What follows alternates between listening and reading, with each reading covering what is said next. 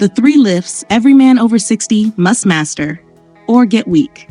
Most men over 60 are losing muscle right now, not because they're old, but because they're doing the wrong lifts. 3 specific movements determine whether you stay strong, powerful, and physically independent into your 70s, or whether your body quietly starts failing you. Most men will never touch them. Today, I'm ranking all 3, breaking down the science, and showing you exactly what's at stake if you skip even one. If content like this is what you've been looking for, subscribe now. This channel is built for men who still have something to prove. Let's start with why your training needs to change first.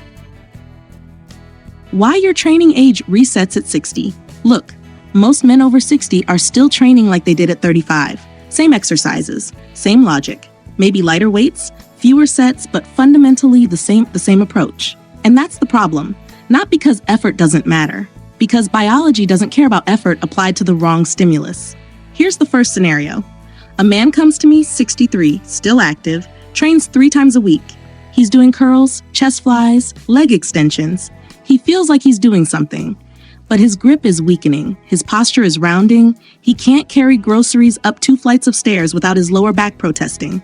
He's working hard, he's just working on the wrong things. Second scenario, same age, different man. He's been following conventional fitness advice, low impact, light resistance, prioritize cardio. His doctor approved it, his joints feel fine, but he's lost 11 pounds of lean mass in 4 years and didn't know it until a DEXA scan told him. Light work produces light results. That's not an opinion. That's physiology. Now, here's the statistic that should stop you cold. After 40, men lose between 3 and 5% of their muscle mass per decade. After 60, that rate accelerates. It's not linear. It compounds. And the hormonal environment driving it, declining testosterone, reduced mTOR sensitivity, blunted anabolic response, means your body needs a stronger signal now than it ever did when you were younger. It's about doing more. Actually, it's more about doing the right things with enough intensity that your body has no choice but to respond. I'd bet most men watching this have never been told that. They've been told to take it easy, move gently, protect the joints. And that advice, well-meaning as it is quietly accelerating the very decline they're trying to avoid. So which 3 lifts actually match this biological reality? That's exactly where we're going next. The deadlift variation most men over 60 should be doing. Someone asked me recently, isn't the deadlift dangerous for men our age? And I understand why. That's what most men have been told, by doctors, by cautious trainers, by well-meaning friends who pulled something at 55 and never went back. But that question reveals the most expensive mistake men over 60 make in the gym, confusing a movement pattern with a specific barbell setup. The deadlift isn't one lift. It's a hinge pattern. And the trap bar variation, or for men with mobility restrictions, the Romanian deadlift is one of the safest, highest return movements in existence for men your age. The conventional barbell deadlift puts your spine in a mechanically compromised position for many older men. The trap bar keeps your center of gravity neutral, reduces shear force on the lumbar spine, and allows a more upright torso. That distinction matters enormously. Here are the mistakes I see constantly. First, men avoid all hinge movements entirely because someone told them their back can't handle it. Second, they substitute leg press or machine work, which trains the quads in isolation but does nothing for the posterior chain. Third, they use loads so light the movement produces 0 meaningful mechanical tension. No tension, no adaptation. It's that simple. Now, here's the number that reframes everything. A meta-analysis of 42 studies covering over 140,000 adults found that grip strength was a stronger independent predictor of cardiovascular mortality than systolic blood pressure. Read that again. Your grip, not your resting heart rate, not your cholesterol. Your grip. The trap bar deadlift trains grip under progressive load better than almost any other movement. Think of it like a structural beam. Remove it, and the whole building doesn't collapse immediately. But over time, everything around it starts to shift and compensate until something gives. I've seen grip strength decline numbers ranging from 30 to 45% in sedentary men between 60 and 75. That's not aging. That's avoidable. Lift number 2 targets something most men and most doctors have completely overlooked. And it starts with correcting a myth that's been quietly damaging shoulders across every gym in this country. Why the bench press isn't what you think it is after 60. Remember what I said about men training like a younger version of themselves? Nowhere is that more visible or more damaging than how men over 60 approach the bench press. Most have either abandoned it completely, or they're still chasing numbers that their shoulder joints simply won't support anymore. Both extremes are wrong, and both are costing men something they can't easily get back. Here's the perspective flip most men aren't ready for. After 60, the bench press isn't primarily a chest exercise. It never really was, but now it matters more than ever to understand what it actually trains. Done correctly, it's a shoulder girdle stabilizer, a rib cage expander, a direct line of defense against the rotator cuff degradation that quietly sidelines men in their late 60s and 70s. The warning, and this one's important, the bench press doesn't injure older men. Uncontrolled shoulder internal rotation does. Years of desk posture, zero pulling work, and chronic anterior tightness create a joint environment where pressing becomes risky. The lift isn't the problem. The neglected preparation is. So here's what the practical shift looks like. First, prioritize a neutral or slight decline angle over flat or incline. It reduces anterior shoulder stress immediately. Second, widen your back position. Retract and depress your scapulae before every rep, every single one. Third, match your pressing volume with equal or greater pulling volume. Rows, face pulls, rear delt work. The press without the pull is a setup for injury, not strength. And if you're thinking, my situation is different, I had a shoulder surgery, my rotator cuff is compromised, that's exactly the population I'm talking to. Because controlled pressing, done with proper scapular mechanics, is often part of the rehabilitation protocol. Not the thing you avoid, the thing you relearn.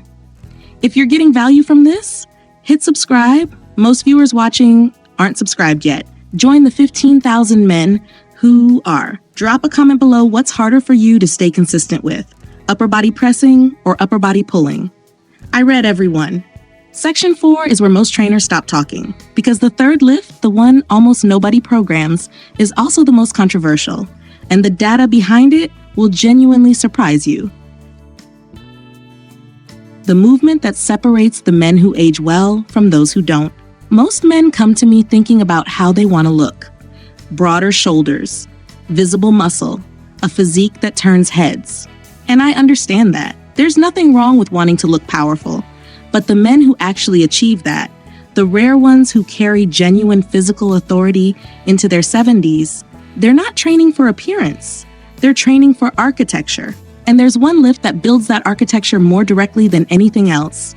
The loaded carry, farmer's walk, suitcase carry, trap bar carry, it doesn't matter which variation. What matters is that you're moving under load, deliberately, with control. Now, here's the real truth. This isn't glamorous. There's no mirror moment, no peak contraction. You pick up something heavy and you walk. That's it. And because it looks simple, men skip it completely. I've worked with men for a decade, and I can count on one hand how many were programming carries before they came to me. One hand. This is what I believe separates the men who age visibly well from those who don't. Not the lifts they do sitting down, but what they can do on their feet, under load, over distance, grip, gait, posture, anti-lateral core strength. The loaded carry trains all of it simultaneously. No isolation machine touches what a heavy farmer's walk does to the full system. This connects to something I covered in my most watched video, Why So Few Muscular Men Over 60 Lift Weights. The men I described in that video, the rare 3% who actually build and maintain muscle in their 60s, almost universally include some form of carry in their training. If you haven't seen it, I'll link it below. It changes how you think about what's possible.